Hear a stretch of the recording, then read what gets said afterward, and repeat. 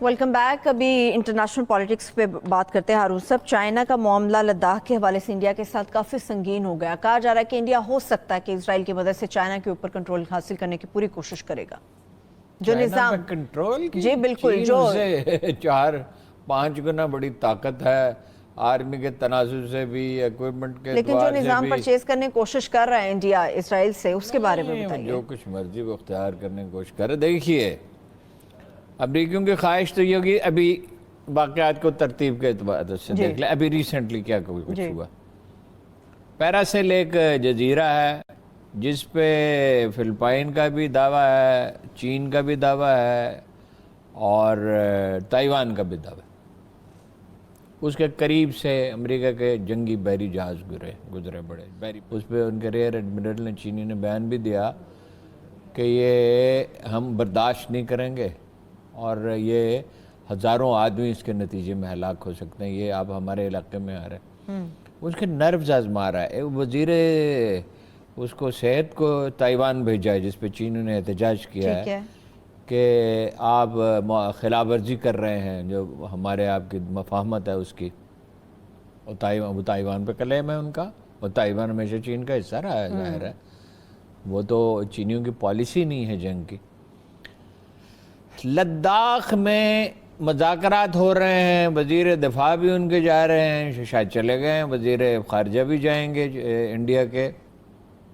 لیکن چین یہ علاقہ خالی کرنے کا قطعاً کوئی ارادہ نہیں رکھتا. تمام شواہد یہ ہیں. انڈین میڈیا کہہ بھی کہہ رہا ہے، انڈین حکومت بھی کہہ رہی ہے کہ مذاکرات میں الجھا رکھا ہے ہمیں. ادھر وہ بار بار ساؤتھ چائنا سی میں شو آف فورس کر رہے ہیں. ایران کا بہت بڑا واقعہ ہو گیا ہے. اس کی سگنیفیکنس کو اب تک نہیں لوگ سمجھے. جس وقت یعنی انہوں نے یہ طے کیا کہ اس پہ مزید روایتی اسلحہ خریدنے کے لیے مزید پابندیاں لگا دی جائیں. 2 ایٹمی تنصیبات وہ نہیں کھول رہے تھے تو اس کو چین نے اور روس نے ناکام بنا دیا اور وہ دونوں تنصیبات ایران نے کھول دی، جس کے بعد امریکہ کی کوئی پوزیشن باقی نہیں رہی. ٹھیک ہے. یورپی یونین نے بھی مخالفت کر دی. چین اور روس تھے ہی.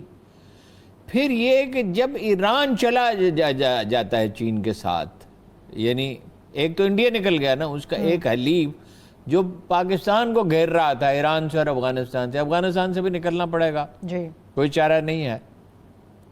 گلف سے ایون وہ ختم کرنا چاہتا ہے، فوجی موجودگی کم کرنا چاہتا ہے. سعودی عرب سے کچھ فوجی نکالے بھی ہیں، کچھ اسلحہ بھی واپس لے کے گئے. اور امکان پیدا ہو گیا ہے، اب میں حتمی طور پہ تو نہیں کہہ سکتا ڈونلڈ ٹرمپ کے ہارنے کا. جو بائیڈن کی پالیسی یہ نہیں ہوگی. جو دیکھیں صرف بہتر پالیسی سے ڈیموکریٹس نفرت کرتے ہیں. اور وہی نہیں، کالے. اب دیکھیے کہ وہ ایک متنازع معاملہ ہے کہ اس نے خودکشی کی ہے کالے نے یا اس کو مارا گیا ہے، لیکن ہنگامے پھوٹ پڑے نا. اس سے پہلے ہنگامے ہوتے رہے. مسلمانوں کے ساتھ جو سلوک ہے وہ ظاہر ہے.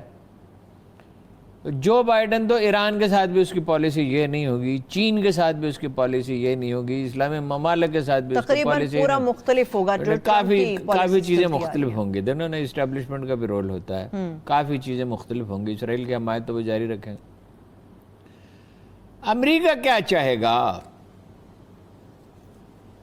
جو میں سمجھ سکتا ہوں، امریکہ جنگ چاہے گا ساؤتھ چائنا سی میں، اگر نہیں تو لداخ میں، تاکہ یہ بڑھتی ہوئی قوت جو ہے. چین کی قوت کیا ہے؟ چین نے پہلی دفعہ اپنی پوری تاریخ میں یہ پالیسی بدلی کہ وہ اپنی سرحدوں سے باہر نکلا ہے اور دنیا میں اپنا اثر و رسوخ پھیلا رہا ہے. تو وہ کس بل بوتے پہ کر رہا ہے؟ اپنی اکانومی کے بل بوتے پہ کر رہا ہے نا. ایک تو بہت آرگنائزڈ معاشرہ ہے. ایک چینی ابھی بہت سخت جان ہے. سخت جان بھی بہت ہے اور سوجھ بوجھ بھی رکھتے ہیں. انہوں نے بڑے دکھ جھیلے ہیں، بڑی تکلیفوں سے گزرے ہیں، خانہ جنگیوں سے گزرے ہیں، غلامی سے گزرے ہیں.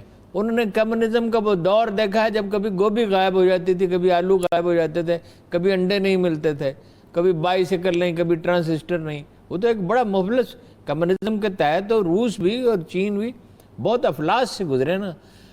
انہوں نے ان تجربات نے انہوں نے سیکل کیا ہے.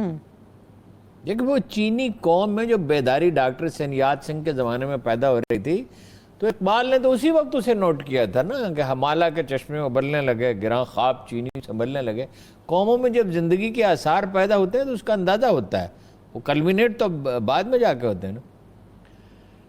کم از کم وہ یہ چاہے گا امریکہ کے لداخ میں جنگ ہو جائے، چینی نہیں لڑیں گے. لیکن مزاحمت اگر ہوگی ہارون صاحب نہیں، فرض کیجئے اگر جنگ ہوتی ہے تو اس میں وہ، میرا یہ خیال ہے کہ بہت تیزی سے کوئی آپریشن کریں گے. اور انڈیا بہت ڈپریشن میں ہے. انڈیا نے 3 محاذ کھولے ہیں. لوگ غلط سمجھ رہے ہیں کہ وہ 2 محاذ ہیں. 2 محاذ نہیں ہیں. انڈیا نے 3 محاذ کھولے ہوئے ہیں. ایک محاذ تو پاکستان کا تھا، ساری ڈپلائمنٹ پاکستان کے خلاف تھی. یہ مجھے یاد ہے کہ پاکستان کا ہر آرمی چیف امریکیوں کو یاد دلاتا تھا کہ جب یہاں لوگ کہتے ہیں نا آپ کی پالیسی انڈیا سینٹرک ہے، یہاں بھی لوگ کہتے تھے، یہاں بھی جو لوگ امریکہ کے ہاں میں ہاں ملاتے ہیں، این جی اوز چلانے والے، پاکستان کی پالیسی انڈیا سینٹرک ہے. تو انہیں بتایا جاتا تھا امریکیوں کو. یا ایک یورپ میں ایک کانفرنس تھی، مجھے یاد ہے جن کینی وہاں گئے تھے، تو کہا جاتا کہ اسپیل باؤنڈ لوگ سنتے رہے جب انہوں نے ساری چیزیں ایکسپلین کی کہ ساری ڈپلائمنٹ تو دیکھو، ہوائی اڈے ان کے کہاں ہیں، ان کی فوج کی ڈپلائمنٹ کہاں ہے. اب انہوں نے چین کا ایک تو محاذ کھول لیا، 2 محاذ ہو گئے. تیسرا محاذ اندر کھول لیا ہے، اپنے ہی اندر مسلمانوں کو تنگ کرنا ہے. وہ اعلان کر رہے ہیں کہ مسلمانوں سے پاک کروائے، 20-25 کروڑ آدمیوں سے آپ اس کو پاک کر سکتے ہیں جو 1400 سال سے یہاں رہ رہے ہیں. اچھا ابھی تازہ واقعات سنیں نا. یو پی سی پی میں کیا ہو رہا ہے، وہ جہاں وہ یوگی ہے، کیا نام ہے اس کا، کوئی 4-5 ہزار سکھ فیملیز کو نکال دیا گیا ہے. دیکھیے کاشتکاری میں تو سکھوں کا کوئی مقابلہ ہی نہیں، دنیا کے بہترین کاشتکار سمجھے جاتے ہیں. وہ کہا جاتا ہے کہ سکھ اپنی زمین کو کبھی تنہا چھوڑتا ہی نہیں ہے، ساری توانائی اس میں اپنے لگا دیتا ہے. وہ محبت کرتا ہے زمین کے ساتھ. اچھا وہ خالصان کا مسئلہ اپنی جگہ ہے، جو اس سال ریفرینڈم کرانے کے لیے جا رہے ہیں. اب انہوں نے ان کی ویب سائٹس وغیرہ بند کر دی ہیں. انہوں نے ایک روسی وہاں سے ویب سائٹ سے کا وہ لے کے اجازت لے کے تو اس پہ وہ کر رہے ہیں.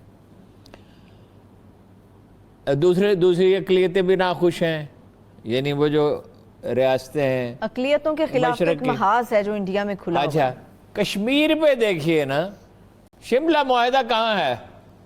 6 جماعتیں جو اٹھ کے کھڑی ہوئی ہیں وہاں انڈیا کے خلاف، یہ تو انڈیا نواز جماعتیں تھیں. یہ تو ہمیشہ انڈیا کا ساتھ دیا ہے. وہ کہہ رہے ہیں کشمیر کی بحالی کی بات، اب وہ کہہ رہے ہیں 4 اگست 2019 کی پوزیشن پہ واپس جائیں، اس کے بغیر نہیں ہو سکتی، اس کے بغیر سیاست ہی نہیں ہو سکتی. کشمیر میں 8 لاکھ فوج ہے، ریگولر فوج تو اس میں ساری کی ساری ریگولر نہیں ہے، دوسرے 12 آفٹر آل آرمی ہے. پنجاب میں انہیں آرمی رکھنی ہے، آسام میں رکھنی ہے، بنگال میں رکھنی ہے، علیحدگی کی تحریکیں. 3 محاذ کھول رہے ہیں. اگر اول تو چینی جنگ کو اوائڈ کریں گے، چینی ایک بڑی سینسیبل قوم ہے، لیکن اگر جنگ ہوتی ہے تو انڈیا کہاں گیا؟ اندر انتشار ہے، اکانومی اس کے بعد اس کی کیا رہے گی؟ انٹرنیشنل کمپنی کیوں انویسٹمنٹ کریں گے اس کو؟ خبر ہے ہارون صاحب کہ انڈین آرمی کے جو جوان ہیں ان کے، وہ بنا بتائے لمبی چھٹیوں پر جا رہے ہیں، جن کا کوئی پتہ ہی نہیں کہاں گئے کہاں چھٹیوں پہ تو جا ہی رہے ہیں. خودکشی کے واقعات بڑھ گئے ہیں، بہت زیادہ بڑھ گئے. خودکشی آدمی کب کرتا ہے؟ جب اس کی امید کی آخری کرن بھی بجھ جاتی ہے. خودکشی، اپنی جان لینا کوئی کھیل تماشا ہے؟ سلوک اچھا نہیں ہے جوانوں کے ساتھ. اچھا اب وہ دھمکیاں بڑی دے رہے تھے کراچی کا محاصرہ کر دیں گے. ایک فریگیٹ بھیج دیا انہوں نے جو جدید ترین تباہ کن جنگی جہاز ہوتا ہے، اور 2 بھیج دیں گے. تو پاکستان کی دفاعی صلاحیت دیکھیے، ایٹم ہمارے پاس ہے، وہ اسٹیٹ آف دی آرٹ ہے، انڈیا سے بہت بہتر ہے. میزائل ہمارے ان سے بہتر ہے. وہ اواکس خریدیں یا جو مرضی خریدیں، میدان جنگ میں آدمی لڑتا ہے. میں آپ کو ابھی اس کا ایک واقعہ سناتا ہوں.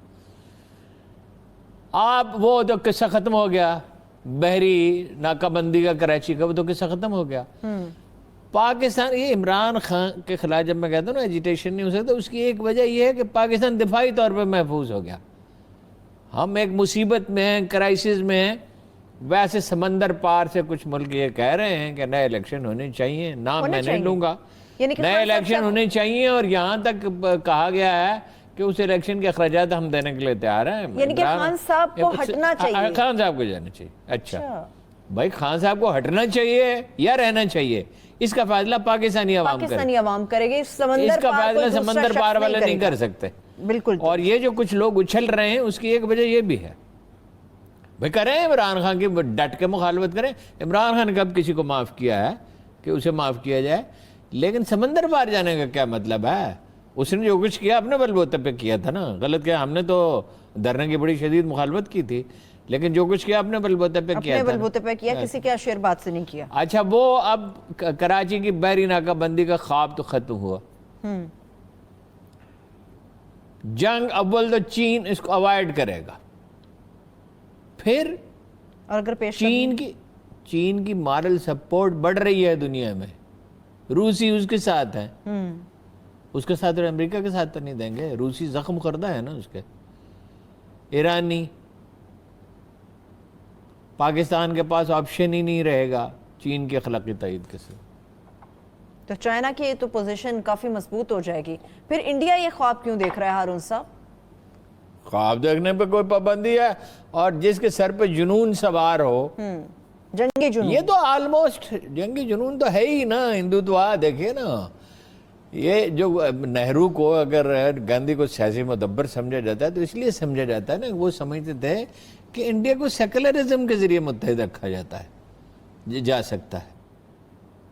ہمارے ہاں بھی اقلیتوں کے معاملے میں افسوسناک واقعات ہوئے تھے، لیکن معاشرے کے اجتماعی ضمیر نے ان لوگوں کو مسترد کر دیا۔ بالکل بالکل، یعنی حکومت نے تو جو کیا ہی، معاشرے کے اجتماعی ضمیر نے اس پہ چیخ کر احتجاج کیا کہ یہ نہیں ہو سکتا کہ کوئی شخص ہندو ہو یا عیسائی ہو یا سکھ ہو یا کوئی اقلیت سے تعلق رکھتا ہو تو اس کے حقوق پر ڈاکہ ڈالا جائے یا بہانہ بنا کے اس کے ساتھ زیادتی کی جائے۔